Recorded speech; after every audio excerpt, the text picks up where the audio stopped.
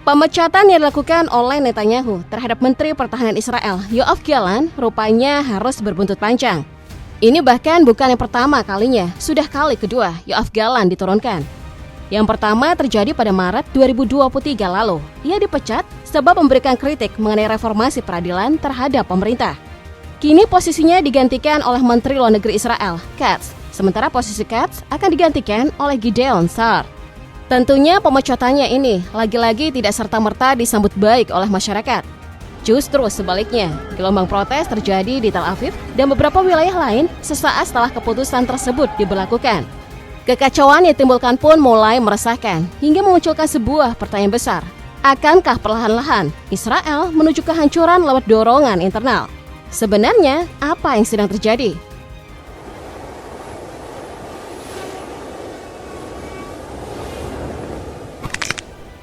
Sejak 5 November kemarin, ribuan masyarakat Israel yang ada di Tel Aviv dan di beberapa wilayah lain melakukan aksi protes besar-besaran.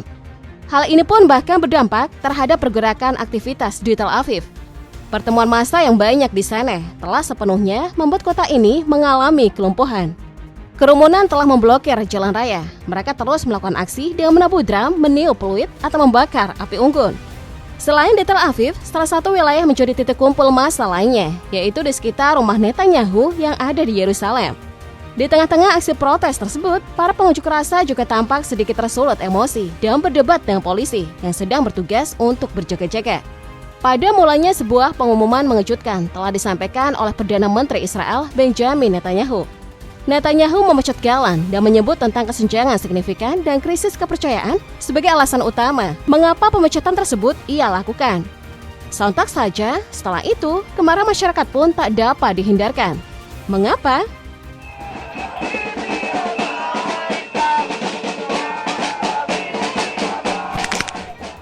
Diketahui masyarakat lebih menginginkan jika Yoav Gallant tetap menjadi Menteri Pertahanan Israel. Lebih detailnya lagi, berdasarkan pernyataan dari Forum Bisnis Israel yang mewakili sebagian besar para pekerja di negara tersebut dengan tegas menyatakan bahwa adanya pemecatan Yoav Gallant selaku Menteri Pertahanan serta pengangkatan menteri yang tidak memiliki pengalaman.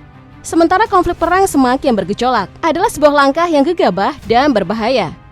Salah satu media Ibrani bahkan menyusul memberikan laporan bahwa para pemimpin bisnis serta serikat buruh Histadrut tengah melakukan diskusi lebih dalam mengenai seruan pemogokan demi terus melaksanakan protes terhadap pemecatan Yoav Gallant. Permasalahan internal yang kemudian menjadi kian kompleks ini pun mulai menjalar ke arah kemungkinan buruk yang bisa saja terjadi terhadap Netanyahu selaku Perdana Menteri saat ini.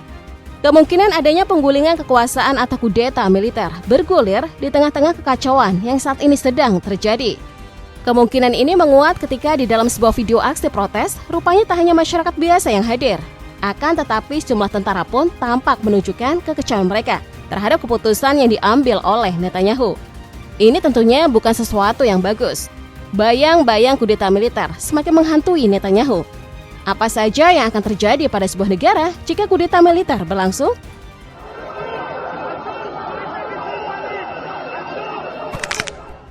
Pertama, perekonomian yang akan sangat buruk. Contohnya seperti adanya inflasi yang meningkat, penurunan nilai mata uang, serta jumlah pengangguran akan bertambah besar. Kedua, investasi yang mungkin akan hilang. Ketika sebuah negara mengalami kekacauan hingga berdampak secara signifikan terhadap ekonomi, maka negara lain pun akan bereaksi. Sebagian besar dapat dipastikan akan kehilangan kepercayaan mereka dan segera menarik investasi yang telah mereka lakukan di negara tersebut. Sebagai salah satu negara maju, jika kudeta militer terjadi di Israel, tentu itu adalah kemerosotan yang mengerikan. Hingga kini Netanyahu belum memberikan respon lebih lanjut mengenai upaya untuk menghentikan para pendemo. Tampaknya ia memang tidak berniat untuk mengembalikan Yoav Gallant ke posisinya semula. Di sisi lain, di laman media sosialnya, Katz menyatakan bahwa ia dan pemerintah akan melakukan upaya kerjasama demi membawa sistem keamanan yang bertujuan ke arah kemenangan melawan musuh serta mencapai tujuan di dalam perang. Seperti membalikkan seluruh sandera yang mana itu adalah misi utama, kemudian penghancuran Hamas, serta rencana untuk menumpas Hizbullah dan membatasi agresi yang dilakukan oleh Iran. To make the celebration even happier, I would like to ask our Sudah bukan rahasia umum lagi kalau hubungan antara Netanyahu dan Yoav Gallant memang tidak terlalu baik. Yoav Gallant dan Netanyahu sudah sejak lama selalu mengalami gesekan pendapat, terutama sejak koalisi dari Netanyahu terbentuk di akhir 2022 lalu. Ketegangan di antara keduanya terjadi disebabkan karena Gallant merupakan satu-satunya pejabat senior pemerintah yang dengan tegas menentang perencanaan reformasi yudisial, yang mana hal itu dianggap kritis oleh sebagian besar pihak, serta dianggap sebagai sesuatu yang mengancam demokrasi di negara Israel. Keputusan Netanyahu di dalam pemecatan Gallant juga diperkirakan dipengaruhi oleh dorongan Gallant yang beberapa waktu terakhir ini telah mengungkapkan keinginan untuk memberlakukan wajib militer terhadap komunitas ultra-ortodoks. Sontak saja apa yang disampaikan oleh Gallant ini oleh partai ultra-ortodoks di Knesset yang sejak lama adalah sekutu dari Netanyahu sendiri. Mereka melawan dengan keras keinginan Gallant tersebut. Yoav Gallant menyebut bahwa keputusan Netanyahu untuk memecat dirinya didorong dari perbedaan pandangan tentang wajib militer untuk ultra-ortodoks, serta mengenai kewajiban moral Israel untuk memulangkan sandera. Lalu soal penyelidikan sepenuhnya atas serangan teror yang terjadi 7 Oktober. Ada perbedaan yang cukup besar di antara mereka terhadap persoalan-persoalan tersebut. Sebagai mantan jenderal, sosok Gallant telah lama dipandang sebagai salah satu figur moderat di dalam kabinet Netanyahu, baik itu di dalam negeri maupun dalam pandangan internasional. Gallant sempat menyebutkan di laman media sosial miliknya, sesaat setelah pengumuman mengenai pemecatannya, bahwa kemenangan militer Israel akan selalu menjadi misi di dalam hidupnya. Apa yang kemudian terjadi ini segera menimbulkan tanggapan yang cepat dari berbagai komunitas internasional, terutama Gedung Putih, yang kemudian memberikan penghormatan mereka terhadap Gallant dan menyebutnya sebagai mitra penting. Menyusul pernyataan itu, Amerika Serikat juga akan terus berupaya untuk bekerja sama dengan Menteri Pertahanan Israel yang kini ditugaskan.